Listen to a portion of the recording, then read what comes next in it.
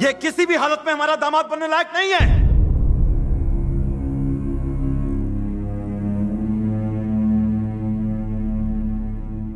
ऐसे लड़के को प्यार करती हो? हाँ, भूल जाओ उसे।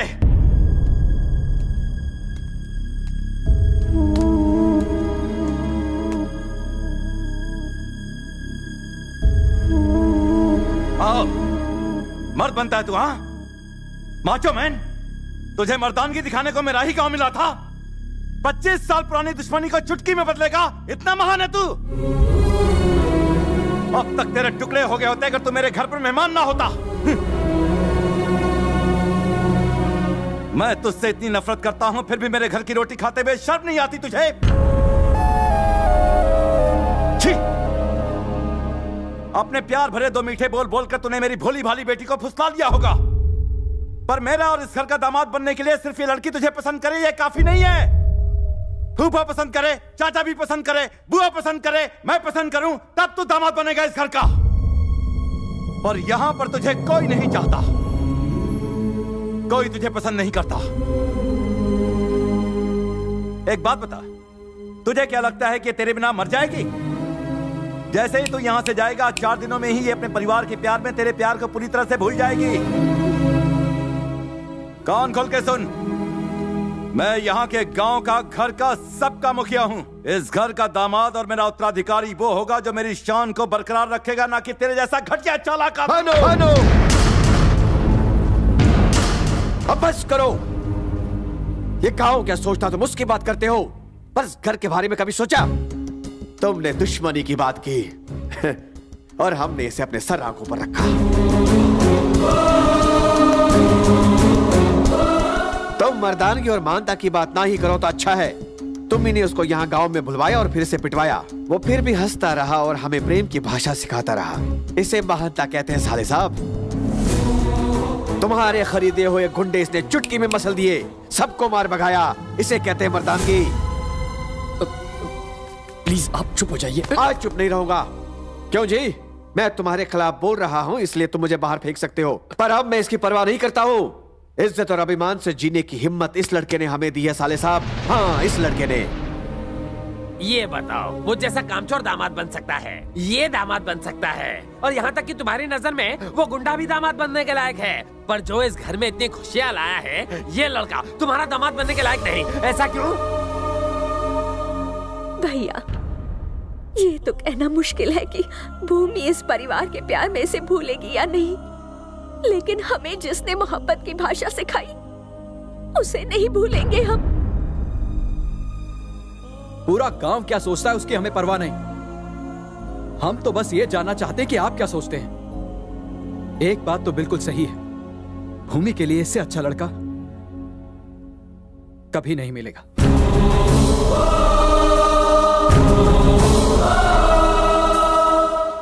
सर, अब आप इन लोगों की बातें मत सुनिए।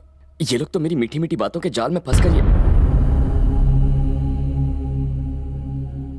आज तक मैं सोचता था कि ये प्यार और अपनेपन की वजह से मेरी इज्जत करते हैं,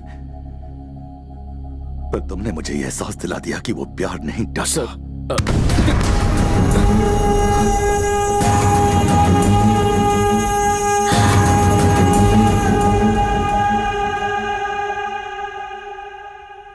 मैं सिर्फ नफरत की भाषा बोलता रहा, इस डर से कि कहीं इसे प्यार न कर बैठूं।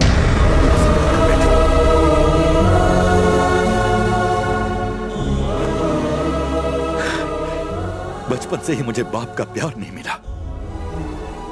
सोचा था मेरी बीवी ही मेरी जिंदगी है, पर वो भी 2 साल में चली गई। उसके बाद यही मेरी जिंदगी है, यही संसार है,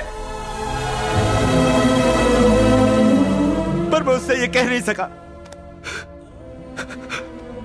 पता नहीं मैं ऐसा क्यों बन गया। प्यार से बात करना तो मैं भूल ही गया हूं। मैं अपनी बहनों से दूर नहीं रह सकता था, इसलिए उनके पतियों को घर जमाई बना लिया। जब पता चला ये तुमसे प्यार करती है तो मुझे लगा कि मेरा संसार टूटकर बिखर जाएगा। अगर ये चली गई तो मेरा क्या होगा? उसे यहां रखने का स्वार्थ था जो मैंने उसकी शादी अपने गांव वाले से तय कर दी। इसीलिए मैंने तुम्हें बुलाया था, किसी भी कीमत पर मैं तुम्हें इससे दूर भगा देना चाहता था। सारे घर वालों के सामने मैं तुम्हें हराना चाहता था, पर तुम जीत गए। सर, मैं हार गया, हार गया।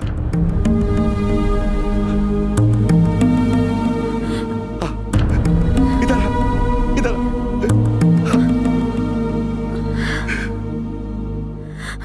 मैंने तो इसके बॉयफ्रेंड को बुलाया था, पर ये तो इस घर का दामाद ले आई।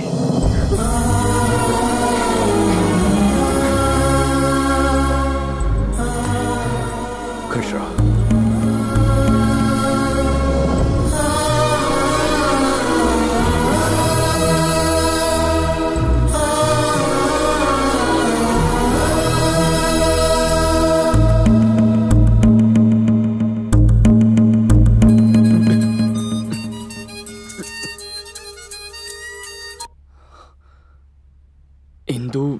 Krrish, I love you। पता है मैंने अपने पेरेंट्स से बात कर ली है और वो मान गए हैं। मुझे तो बहुत टेंशन हो रही थी। I love you Krrish. तुम्हारे पेरेंट्स भी मान गए?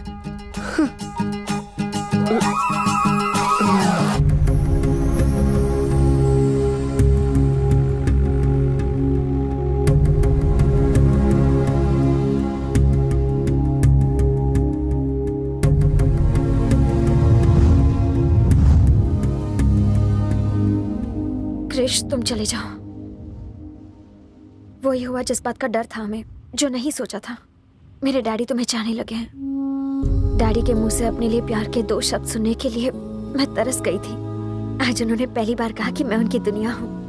इतना काफी है क्रिश। मैं नहीं चाहती कि तुम मेरी वजह से खुद को और तकलीफ दो। तुम जाओ। अगर अभी चला गया तो तुम्हारे पापा को धोखा देने जैसा होगा। अभी या बाद में मुझे जाना तो है, ये कोई बड़ी बात नहीं है। पर तुम्हारे सारे रिश्तेदार जिन्होंने तुम्हारे पापा के खिलाफ होकर मेरा साथ दिया, मेरी वजह से उनका विश्वास टूटेगा और तुम्हें जिंदगी भर अपने पापा से शर्मिंदा होकर जीना पड़ेगा। सब ठीक होता अगर वो मुझसे नफरत करते तो उन्हें सच बता देते हैं। ऐसा कैसे कर सकते हैं? अब जो भी होगा संभाल लेंगे। उम्मीद तो कम है कि वो हमारी बात समझ पाएंगे, फिर भी।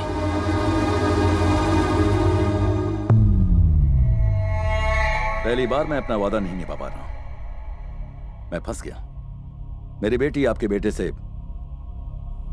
शादी नहीं करेगी।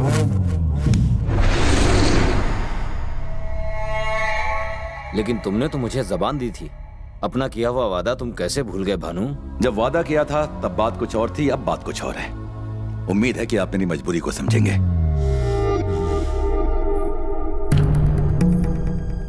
भूमि ने अपना फैसला कर लिया है। अगर तुम्हारे साथ शादी हुई तो वो खुश नहीं रहेगी और ना ही तुम खुश रह पाओगे। खुश रहने के लिए तुम्हारी बेटी को क्या चाहिए?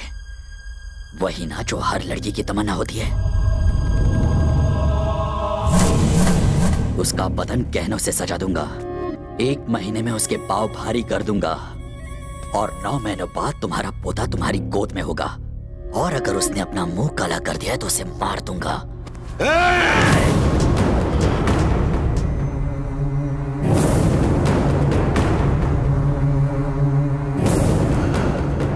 अपने दिमाग से यह ख्याल निकाल दे कि मैं तेरी इज्जत करता हूँ। मैंने उसे बचपन से चाहा है। मैं उसे किसी और की बाहों में नहीं देख सकता। साले तूने ये सोच भी कैसे लिया कि तू मुझे इनकार कर देगा और मैं चुपचाप यहाँ से चला जाऊंगा?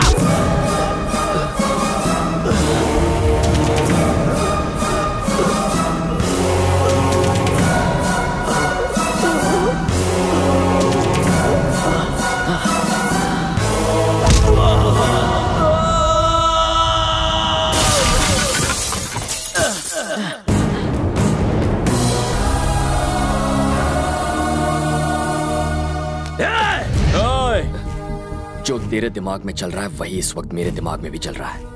खत्म कर दूंगा। आइंदा इस घर के किसी भी आदमी को हाथ लगाने की कोशिश की ना तो खाने और धोने के लिए सिर्फ एक ही हाथ बचेगा। सुन, तेरे बेटे ने मेरे गिरेबान में हाथ डाला, फिर भी तू देखता रहा। अब समझा, जो मेरे अपने थे वो तो पराए निकले और जो पराया था वो मेरा अपना निकला। अब तक तुम सोचते थे कि तुम्हारा बेटा मेरी जायदाद का वारिस बनेगा, तो अब तुम सुन लो, आज से ये लड़का मेरा वारिस होगा, ये मेरा दामाद होगा।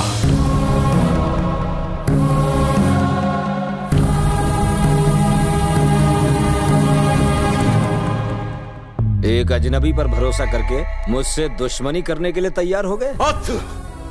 सिर्फ तुम पर भरोसा करके मैंने अपने भाई को छोड़ दिया।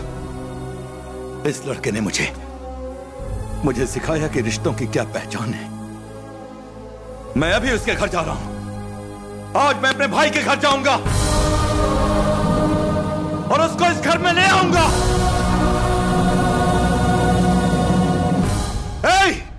गाड़ियां निकालो।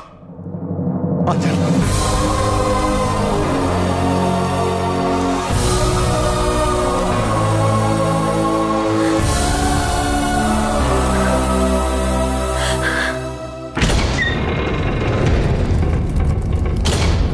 भैया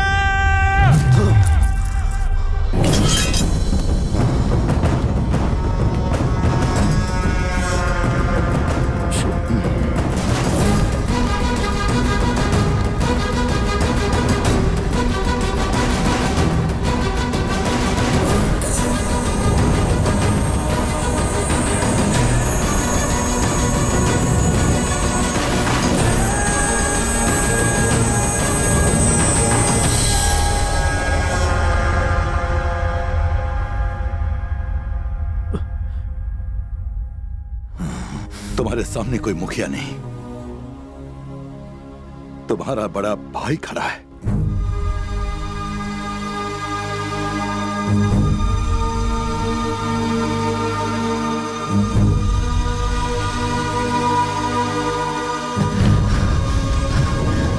सुना सबने, इन्होंने मुझे भाई बोला।